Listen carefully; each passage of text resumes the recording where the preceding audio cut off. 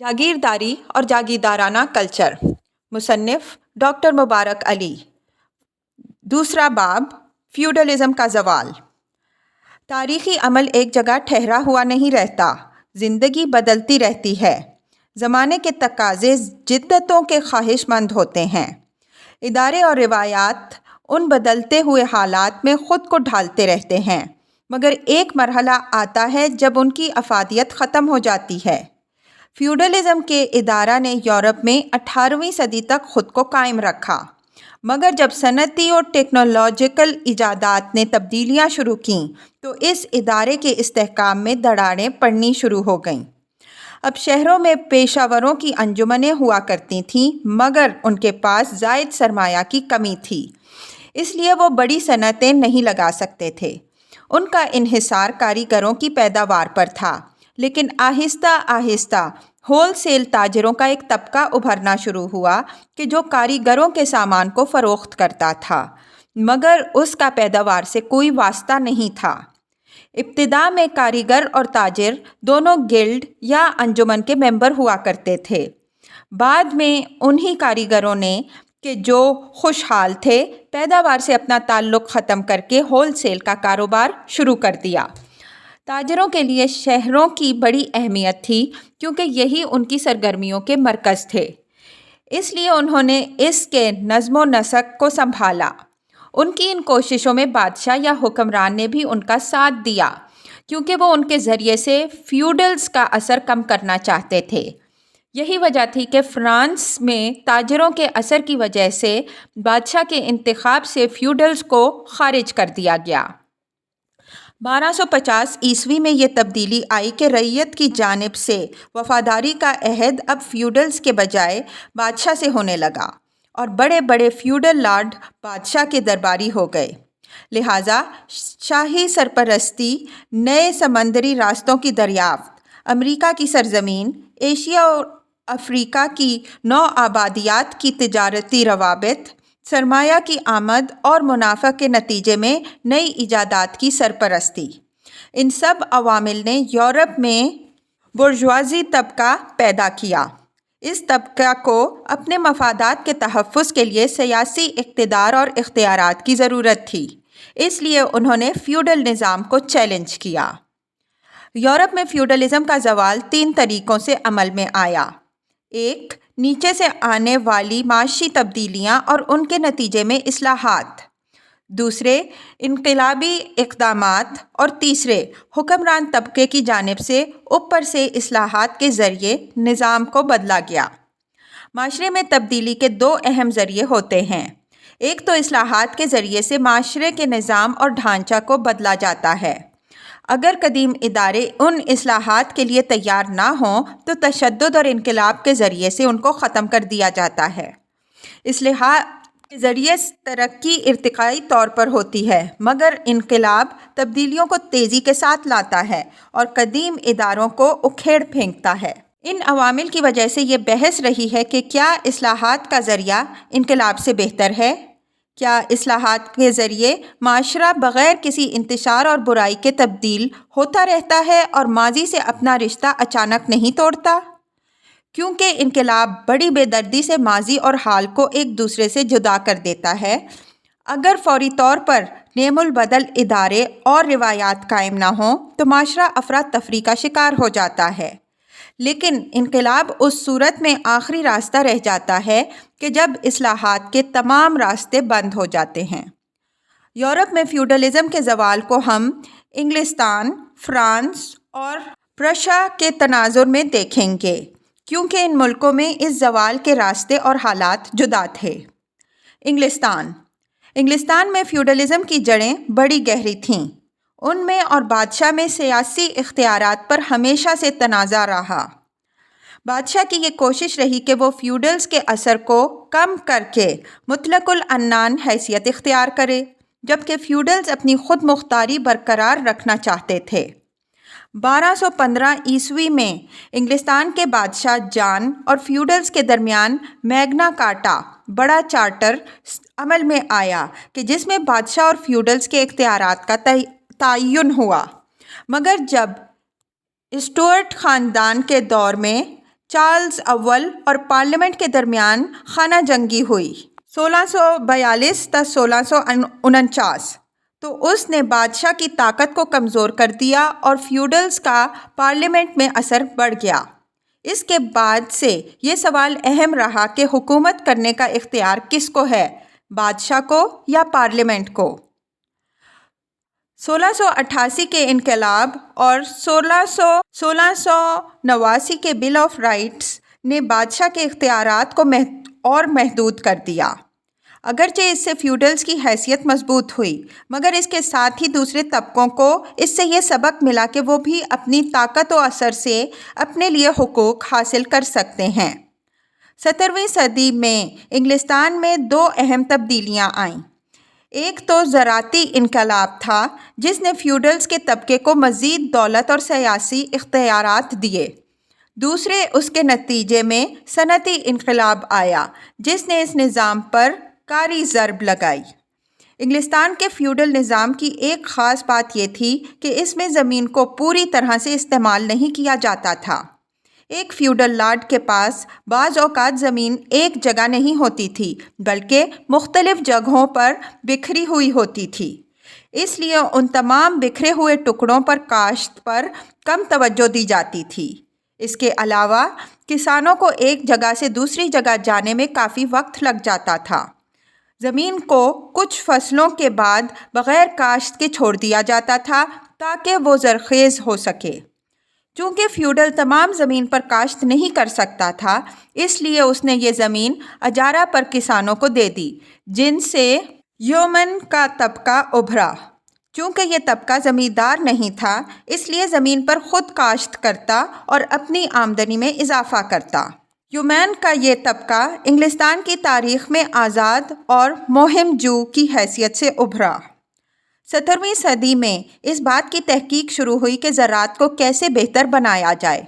چنانچہ اس تحقیق کے نتیجے میں رابرٹ ویسٹن نے 1645 میں یہ نتیجہ نکالا کہ اگر ایسی فصلیں کاشت کی جائیں کہ جو جڑوں والی ہوں جیسے شلجم وغیرہ، تو اس سے زمین کی زرخیزی ختم نہیں ہوگی۔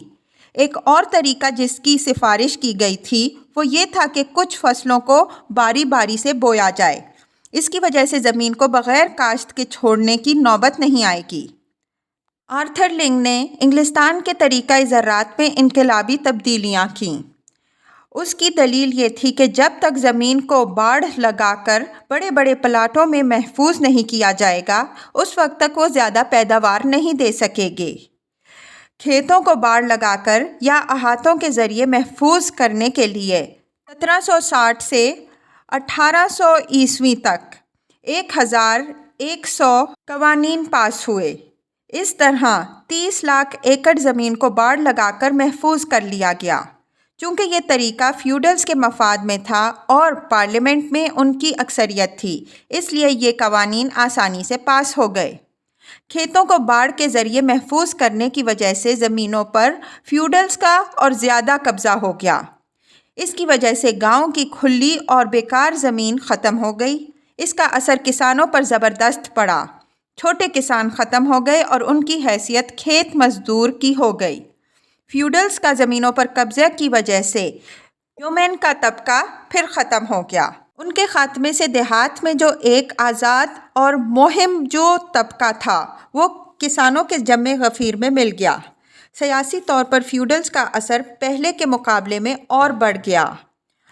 احاطہ بندی نے اناج کی پیداوار میں اضافہ کیا، مگر اس اضافہ شدہ آمدن کا فائدہ فیوڈلز کو ہوا۔ اس کے پاس دولت جمع ہو رہی تھی، مگر کسان اس حساب سے غریب تر ہو رہا تھا۔ اس زرعی انقلاب نے کاشتکاری کے پرانے طریقوں کو بدل دیا۔ زمین کی اہمیت پہلے کے مقابلے میں اور زیادہ ہو گئی۔ کیونکہ پارلیمنٹ کا ممبر بننے کے لیے زمین کی ملکیت کا ہونا ضروری تھا، جسٹس آف پیس کے عہدے کے لیے بھی 100 پاؤنڈ مالیت کی زمین ہونی چاہیے تھی۔ اس لیے جن کے پاس دولت تھی انہوں نے سماجی اور سیاسی طاقت کے لیے زمین خریدنی شروع کر دی۔ ایسٹ انڈیا کمپنی کے صدر نے بھی زمین خریدی تاکہ وہ سیاست میں جا سکے۔ چھوٹے زمیندار جن سے یہ زمین خریدی جاتی تھی، اس عمل سے ان کے دلوں میں غم و غصہ پیدا ہوا۔ اب کسانوں کے لیے دیہات میں کوئی کھلی جگہ نہیں رہی تھی کہ جہاں وہ اپنے مویشیوں کو چرا سکیں یا بیکار زمین کو اپنے استعمال میں لائیں۔ اس لیے کسانوں کی بڑی تعداد بے روزگار ہو گئی۔ اس تبدیلی کے نتیجے میں جب فیوڈلز کے پاس دولت آئی تو انہوں نے دیہات میں شاندار محلات تعمیر کرانا شروع کر دیے۔ دولت کے ساتھ ساتھ ان کا ذوق جمالیات بھی ابھرا۔ اب ان کا فرنیچر فرانس سے آنے لگا۔ اطالوی، فرانسیسی اور لاطینی مصنفوں کی کتابیں خرید کر ذاتی کتب خانوں میں جمع کیں۔ اپنی حویلیوں کی خوبصورتی کے لیے نوادرات کو جمع کیا جانے لگا۔ وہ آرٹ اور علم و ادب کے سرپرست بن گئے۔ اپنے دیہاتوں سے نکل کر شہروں میں جانے لگے، بلکہ اس سے بھی آگے یہ ہوا کہ یورپ کی سیر و سیاحت کا شوق پیدا ہوا۔ 1785 میں گبن نے 40,000 امراء کو یورپ میں دیکھا تھا۔ اپنے دیہاتی گھروں میں دعوتیں شروع کیں کہ جن میں شہر سے لوگ آنے لگے۔ اس نے دیہات اور شہر کے کلچر کو قریب کیا۔ ان کے علم و ادب سے دلچسپی کا پتہ ان کی تقریروں اور خط و کتابت میں استعمال ہونے والے اقتباسات سے چلتا ہے کہ جن میں یہ ہومر، ورجل، ہوریس اور ملٹن کے اشعار پڑھتے اور لکھتے تھے۔ یہ ان کا اثر تھا کہ شیکسپیئر دنیا کا بڑا شاعر بن گیا۔ ان ثقافتی سرگرمیوں کے ساتھ ساتھ ان کے شغلوں میں شکار کھیلنا، ریس اور جوا شامل تھے۔ ایک کسان کے لیے شکار پر پابندی تھی۔ اس مقصد کے لیے شکار کے قوانین بنے ہوئے تھے جن کے تحت اس کی خلاف ورزی پر جلاوطنی اور دوسری سخت سزائیں تھیں۔ ابتدا میں فیوڈلز کے ہاں تعلیم کا رواج نہیں تھا۔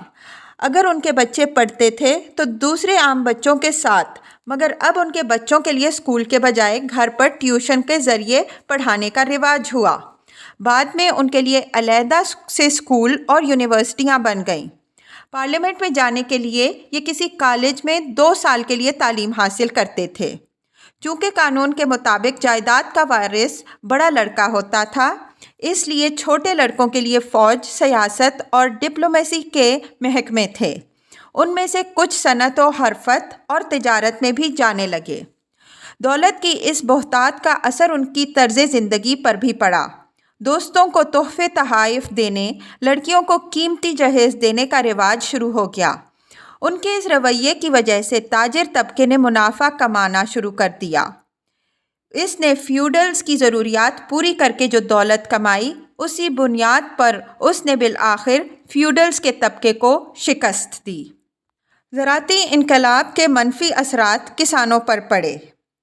پرانے نظام میں بے روزگاری نہیں تھی، پورا خاندان کھیت میں کام کرتا تھا، لیکن اس نئے نظام میں مشین نے بہت سے کاموں کی جگہ لے لی، جس کی وجہ سے کسانوں کی بڑی تعداد بے روزگار ہونا شروع ہو گئی اور انہوں نے ملازمت کے لیے شہروں کا رخ اختیار کرنا شروع کیا، جہاں صنعتی ترقی کی وجہ سے نئی نئی فیکٹریاں کھل رہی تھیں۔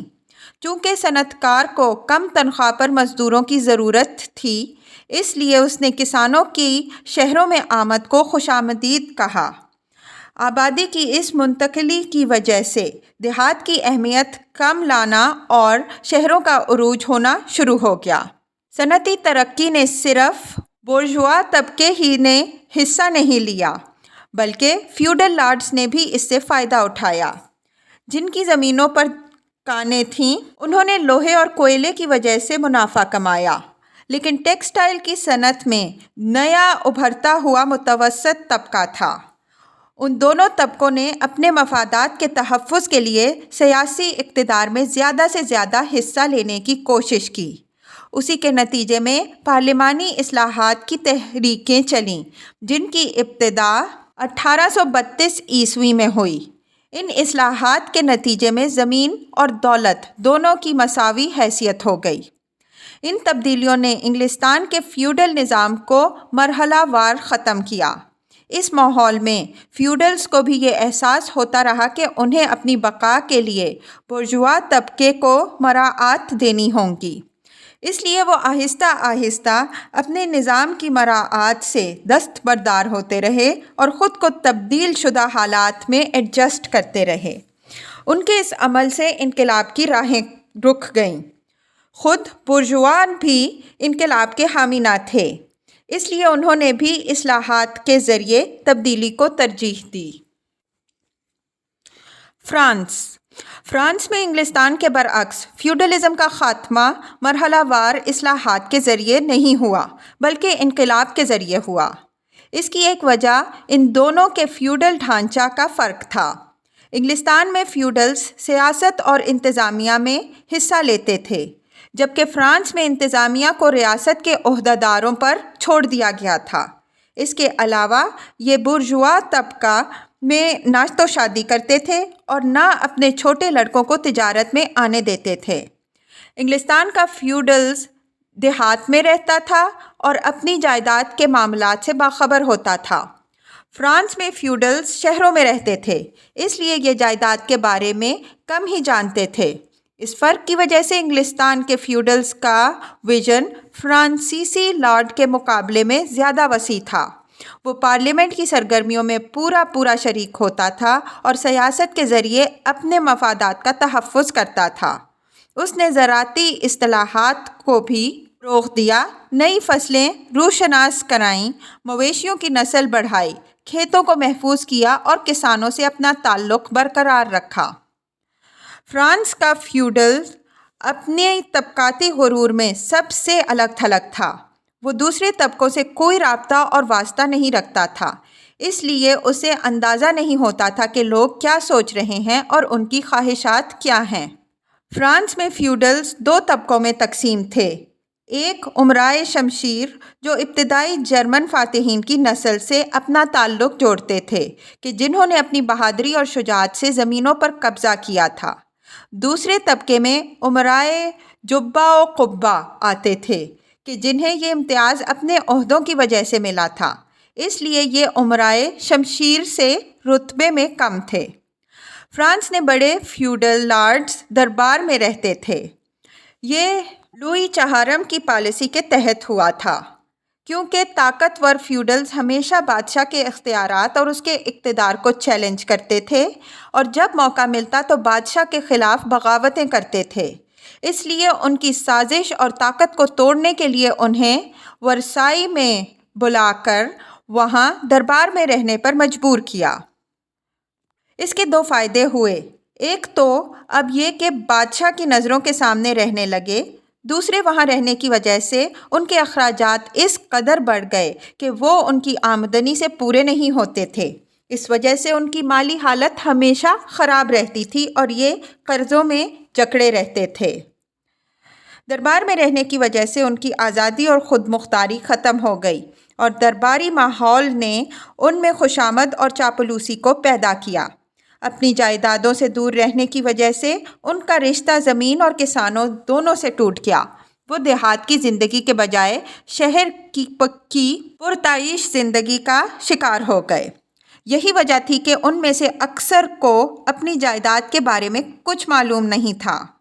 ان فیوڈلز کے لیے یہ بے عزتی کی بات تھی کہ اگر کوئی ان سے زراعت، کاشتکاری اور فصلوں کے بارے میں گفتگو کرے، کیونکہ یہ طبقہ جس ثقافتی ماحول میں رہ رہا تھا وہاں اس کا کام نہیں تھا بلکہ اس کے ملازمین کا کام تھا۔ ایک بار لوئی 16 نے موسین دیلن سے پوچھ لیا کہ سنا ہے کہ تم بہت قرض دار ہو، تو اس نے جواب میں کہا کہ اس بارے میں وہ اپنے عملے کے لوگوں سے معلوم کر کے بتائے گا۔ اخراجات کی اس زیادتی کی وجہ سے سب ہی قرضوں میں جکڑے ہوئے تھے۔ زندگی میں شان و شوکت دکھانا اور بے جا اخراجات کرنا امراء کی عادت بن گئی تھی۔ ڈیوک لوزون نے 26 سال کی عمر میں 1,00,000 سالانہ فرانک یک آمدن ختم کر دی تھی، مگر ہمیشہ قرض دار رہا کرتا تھا۔ اس ماحول میں فرانس میں قرض دار ہونا ہر فیوڈل لارڈ کے لیے باعث فخر تھا، کیونکہ قرضہ کی رقم سے اس کے اخراجات کا اندازہ لگایا جا سکتا تھا، اور جو جس قدر قرض دار ہوتا اس سے یہ مطلب نکلتا تھا کہ وہ خوب خرچ کرتا ہے، جو کہ ایک امیر کے لیے خوبی کا وصف تھا۔ جب بڑے بڑے فیوڈلز نے اپنی زمینوں میں دلچسپی نہیں لی تو اس کا نتیجہ یہ ہوا کہ ان کی وسیع اراضی میں بہت ساری زمین بغیر کاشت کے چھوڑ دی گئی۔ وہ چھوٹے فیوڈلز جو دیہاتوں میں رہتے تھے، ان کی بھی یہ کوشش ہوتی تھی کہ کسی طرح سے وہ بھی دربار سے وابستہ ہو جائیں، اس لیے وہ بھی اپنی زمینوں کی کاشت پر پوری توجہ نہیں دیتے تھے۔ نتیجتاً یہ امراء وقتاً فوقتاً دیوالیہ ہوتے رہتے تھے اور بادشاہ سے درخواست کرتے تھے کہ وہ ان کی مدد کرے۔ ان کی یہ مالی مدد قومی خزانے سے کی جاتی تھی، اس وجہ سے وہ پیسہ کہ جو ریاست اور عوام پر خرچ ہو امراء کی جیبوں میں چلا جاتا تھا۔ ورسائی میں ان امراء کی زندگی عیاشی میں گزرتی تھی۔ روز کی دعوتیں، محفلیں، کھیل، تفریحات اور دربار کی سازشیں ان کی زندگی میں روزمرہ کے معمولات تھے۔ چونکہ ورسائی شاہی شہر تھا، اس لیے یہ پورے ملک سے کٹا ہوا تھا، جہاں جزیرہ کی مانند بند ماحول میں یہ لوگ اپنی ہی دنیا میں مگن تھے۔ انہیں احساس نہ تھا کہ ملک کن حالات سے گزر رہا ہے اور لوگ کن مصائب و مشکلات کا شکار ہیں۔ انہی حالات کو دیکھتے ہوئے 1752 میں ایک فیوڈل لارڈ نے یہ لکھا تھا کہ بڑے امراء کی نسل کو ختم ہو جانا چاہیے۔ یہ وہ لوگ ہیں کہ جنہیں جائیداد، عہدے، اختیارات اور شان و شوکت بغیر کسی محنت کے مل گئی ہے۔ بغیر کسی جد و جہد کے یہ لوگ عظیم بن گئے ہیں۔ یہ لوگ نااہل اور بے وقت ہیں۔ میرا ان لوگوں کے بارے میں یہ خیال ہے کہ کتوں کی اعلیٰ نسل کی اس وقت تک حفاظت کرنی چاہیے کہ جب تک ان میں ملاوٹ نہ آئے، اس کے بعد انہیں ختم کر دینا چاہیے۔ امراء کی اس پرتعیش زندگی کے مقابلے میں کسانوں اور کاشتکاروں کی زندگی پسماندگی اور عبرت کا نمونہ تھی۔ ان کسانوں میں حقوق ملکیت والے تھے کہ جن کا گزارا کم زمین کی آمدن سے پورا نہیں ہوتا تھا۔ کھیت مزدور تھے کہ جو اپنی گزر اوقات کے لیے فیوڈلز کے محتاج تھے۔ کسانوں کے لیے اب کھلے میدان اور خالی جگہیں نہیں رہی تھیں۔ جنگل ان کے لیے بند کر دیے گئے تھے کیونکہ شکار کا حق صرف فیوڈلز کو تھا۔ فیوڈلز ٹیکسوں سے بھی بری تھے کیونکہ وہ ٹیکس دینا اپنی بے عزتی سمجھتے تھے، لہٰذا تمام ٹیکس کسانوں کو ادا کرنے ہوتے تھے۔ ان ٹیکسوں کو دینے کے بعد اس کے پاس صرف 20% آمدن بچتی تھی۔ اس کے علاوہ اس سے بیگار کے طور پر سڑکیں اور پل بنوائے جاتے تھے۔ افراط زر اور مہنگائی کی وجہ سے ٹیکس بڑھا دیے جاتے تھے۔ پرانے ٹیکس جو ختم ہو گئے تھے انہیں دوبارہ سے لگا دیا جاتا تھا۔ ان حالات میں لوگوں میں فیوڈل نظام کے خلاف جذبات ابھر رہے تھے۔ اس کا اظہار اس عہد میں چھپنے والی ایک کتاب سے ہوتا ہے جس کا مصنف بومیسری تھا اور کتاب کا عنوان تھا فیوڈل حقوق کی خرابیاں۔ اس میں ان ناانصافیوں کی نشاندہی کی گئی تھی جو اس نظام میں تھیں۔ یہی وجہ تھی کہ فیوڈلز نے اس کتاب کی سخت مخالفت کی۔ 1789 میں فرانسیسی انقلاب کا مرکز پیرس تھا، جہاں 14 جولائی کو لوگوں نے مظاہرہ کیا اور قلعہ بیتل کو مسمار کر کے شہر پر اپنا اقتدار قائم کر لیا۔ انہی خبروں سے متاثر ہو کر دیہات میں کسانوں نے فیوڈلز کے خلاف بغاوت کر دی۔ یہ بغاوت مسلح تھی۔ انہوں نے ان کی رہائش گاہوں پر جو ٹاتو کہلاتی تھیں حملے کیے اور ان تمام دستاویزات کو آگ لگا دی کہ جو ان کے خلاف تھیں اور جن پر ان کے قرضے لکھے ہوئے تھے۔ ان ہنگاموں میں کچھ فیوڈلز قتل بھی ہوئے۔ اس بغاوت کے نتیجے میں دیہاتوں سے فیوڈلزم کے نشانات کو مٹانے کی مہم شروع ہوئی۔ ان حالات میں نیشنل اسمبلی کا اجلاس ہوا جس میں 4 اگست 1789 کو اسمبلی نے فیوڈلزم کے خاتمے کا اعلان کر دیا۔ تمام فیوڈل ٹیکس، قرضے، بھیگار اور ذاتی خدمت کے حقوق ختم کر دیے۔ نیشنل اسمبلی کے یہ اقدامات قانونی تھے، ورنہ عملی طور پر تو خود کسان ان ناانصافیوں کو ختم کر چکے تھے۔ بہرحال اس عمل کے نتیجے میں فرانس کی بڑی بڑی جاگیریں ختم ہو گئیں۔ امراء اور چرچ کی زمینوں کو ضبط کر کے انہیں فروخت کر دیا گیا، جنہیں صنعت کاروں اور کسانوں نے خریدا۔ اس طرح سے فرانس میں فیوڈلز کا اقتدار ختم ہو گیا۔ زمین چھوٹے چھوٹے ٹکڑوں میں تقسیم ہونے کے بعد طاقت کا ذریعہ نہیں رہی۔ نپولین جب اقتدار میں آیا تو اس وقت تک زمین کا بڑا حصہ ریاست کے پاس تھا، لہٰذا اس نے بادشاہ بننے کے بعد زمین کو اپنے حامیوں میں تقسیم کر کے امراء کا ایک نیا طبقہ پیدا کیا۔ اگرچہ نئے امراء کے اس طبقے کا تعلق متوسط درجے سے تھا، مگر انہوں نے بھی قدیم روایت اختیار کرتے ہوئے اپنی زمینیں ٹھیکے پر دے دیں اور خود دربار میں رہے۔ کسانوں کو یہ سہولت تھی کہ اب انہیں پہلے کی طرح فیوڈلز کے ٹیکس نہیں دینے پڑتے تھے۔ جب فرانس میں 1815 عیسوی میں دوبارہ سے بادشاہت آئی تو اس وقت کافی جائیدادیں ان کے پرانے مالکوں کے حوالے کی گئیں، مگر ریاست کے لیے یہ ممکن نہ تھا کہ وہ تمام جاگیروں کو واپس کرے، کیونکہ جو لوگ انقلاب اور نپولین کے زمانے میں ان کے مالک بن گئے تھے ان سے واپس لینا ناممکن تھا۔ اگرچہ کہا جاتا ہے کہ 1820 عیسوی تک آدھے امراء کو واپس ان کی جاگیریں مل گئی تھیں، اور اس وجہ سے فرانس میں بادشاہت نے قدامت پسند نظریات کو اختیار کیا تھا، مگر اس تمام عمل میں فیوڈل کا طبقہ اپنی طاقت کھو چکا تھا، اس لیے انہوں نے زمین سے زیادہ عہدوں کے حصول کی کوشش کی۔ کچھ امراء نے بدلتے حالات دیکھتے ہوئے اپنی دولت صنعت میں لگائی اور اس طرح سے انہوں نے ابھرتے ہوئے بورژوا طبقے کا ساتھ دیا۔ فرانس کا فیوڈل نظام انقلاب کے بعد سے دوبارہ اپنی حیثیت بحال نہ کر سکا اور صنعتی ترقی و سیاسی تبدیلیوں کے ساتھ زوال پذیر ہو گیا۔ پرشیا، جرمنی۔ انگلستان اور فرانس کے برعکس فیوڈلزم کے زوال کا تیسرا ماڈل پرشیا ہے، جو کہ متحدہ جرمنی سے پہلے اس کی سب سے اہم ریاست تھی۔ نپولین نے جب جرمنوں کو شکست دی اور انہیں سیاسی طور پر ذلت کا سامنا کرنا پڑا تو ان میں قومی شعور کی ایک زبردست لہر پیدا ہوئی۔ یہ احساس بیدار ہوا کہ جرمنی کو شکست کیوں ہوئی اور کیوں کر اس شکست سے سبق سیکھنا چاہیے۔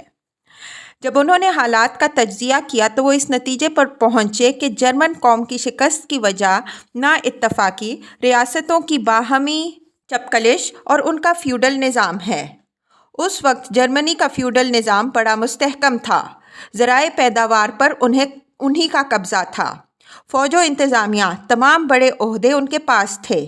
اس لیے جب 1806 عیسوی کی شکست کے بعد فوج کا جائزہ لیا گیا تو پتہ چلا کہ 142 جنرل 60 سال کے تھے، 13 کی عمر 70 سے زیادہ تھی اور 4 80 سال کے تھے۔ فیوڈل خاندانوں کو ملنے والی مراعات موروثی تھیں، لہٰذا انہیں زندگی کو کامیاب بنانے کے لیے جدوجہد نہیں کرنی پڑتی تھی اور یہ انہیں خود بخود مل جاتی تھیں۔ اس لیے گویٹے کا ایک کردار کہتا ہے کہ یونیورسل اور ذاتی خوبیاں سوائے امراء کے کسی اور طبقے میں نہیں ہیں۔ لیکن اس صورتحال کے خلاف لوگوں کے جذبات ابھر رہے تھے۔ 1772 عیسوی میں ایک اخبار نے لکھا کہ ایک مہذب قوم میں شہری کا ذاتی مرتبہ اس کی ذاتی خوبیوں سے متعین ہونا چاہیے، موروثی طور پر نہیں۔ معاشرے میں کسی بھی حیثیت کو حاصل کرنے کے لیے محنت کرنی چاہیے، یہ نہیں کہ یہ حادثاتی طور پر مل جائے۔ جرمنی میں فیوڈل لارڈز دوسری یورپی ریاستوں کی طرح مراعات کے حقدار تھے، ان پر عام عدالتوں میں مقدمہ نہیں چل سکتا تھا، اس لیے ان کی اپنی عدالتیں تھیں۔ ریاست اور چرچ کے تمام بڑے عہدے ان کے پاس تھے، اس وجہ سے یہ نہ صرف اپنے مفادات کا تحفظ کر سکتے تھے بلکہ بادشاہ کے فیصلوں پر بھی اثر انداز ہوتے تھے۔ 18ویں صدی میں ریاست اور منڈی کے عمل دخل کی وجہ سے فیوڈلزم کمزور ہونا شروع ہوا۔ اصلاحات کے ذریعے زمین کی حد بندیاں کی گئیں تاکہ زرعی پیداوار کو بڑھایا جا سکے۔ پیداوار کی اس بہتری سے زمیندار اور کسان دونوں کو فائدہ ہوا۔ پرشیا نے جو زرعی اصلاحات کیں ان میں سے ایک یہ تھی کہ کسانوں کو نقد تنخواہ دی جائے۔ اس نے کسان کو آزاد کر دیا کہ اب جہاں وہ چاہے نقد تنخواہ پر کام کرے۔ جب شہر میں صنعت کار طبقہ ابھرنا شروع ہوا اور ان کے پاس دولت آنی شروع ہوئی تو انہوں نے اپنا سماجی رتبہ بڑھانے کی خاطر زمینیں خریدنی شروع کر دیں۔ اگرچہ دیوالیہ ہونے کی صورت میں فیوڈلز کو حکومت کی جانب سے مالی مدد بھی دی گئی اور قانون تحفظ بھی، مگر اس کے باوجود مالی حالات کے دباؤ کے تحت وہ اپنی زمینیں بیچنے پر مجبور ہو گئے۔ 1800 کے بعد ان کے امتیازات جیسے کہ تلوار رکھنا، خاص لباس پہننا اور تھیٹر میں ان کے لیے مخصوص نشستوں کا ہونا، یہ سب ختم ہو گئے۔ 1808 میں فوج میں سے ان کا اثر ختم ہوا کیونکہ اب وہاں تقرری لیاقت پر ہونے لگی۔ یہی طریقہ بیوروکریسی اور ڈپلومیسی میں بھی اختیار کیا گیا۔ پرشیا کی ریاستی، انتظامی، معاشی اور سماجی ڈھانچہ میں بھی تبدیلی کے ابتدا خود اس کے حکمران طبقوں نے کی۔ اس تبدیلی کی دو وجوہات تھیں۔ ایک، فرانس سے شکست کے بعد ان پر قدیم نظام کی کمزوریاں ظاہر ہو گئیں۔ دوسرے، انگلستان میں جو صنعتی ترقی ہو رہی تھی اس سے مقابلہ کرنے کا احساس۔ اس لیے حکمران طبقہ نے ضروری سمجھا کہ قدیم نظام کو اصلاحات کے ذریعے تبدیل کیا جائے۔ ایک نئے نظام کے لیے ضروری تھا کہ اس میں عوام کی شرکت ہو، طبقاتی فرق کم ہو، لوگوں کو ذہانت اور لیاقت پر آگے بڑھنے کے مواقع فراہم ہوں اور معاشی سرگرمیوں کی پوری آزادی ہو۔ اس چیز کا اعلان 1810 میں کیا گیا کہ اب حکومت کے تمام باشندے آزاد ہوں گے۔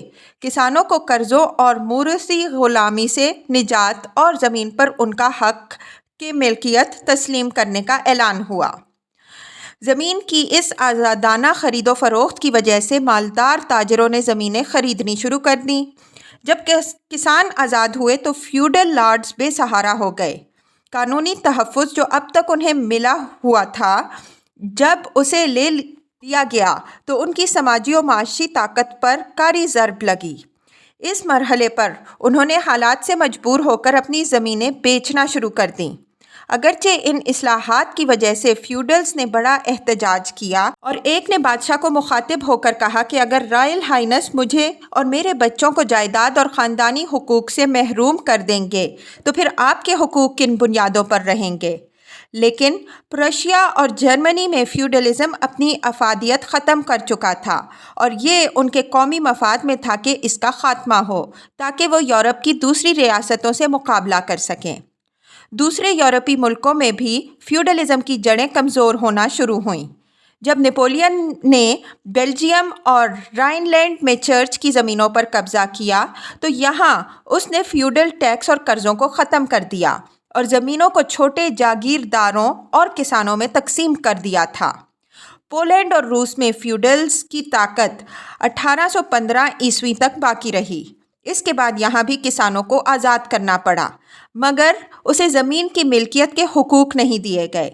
پولینڈ اور روس کے فیوڈلز میں انگلستان و پرشیا کے لارڈز جیسی صلاحیت نہ تھی، اس لیے ان کے ہاں اصلاحات کے نتیجے میں کسان غریب ہی رہے۔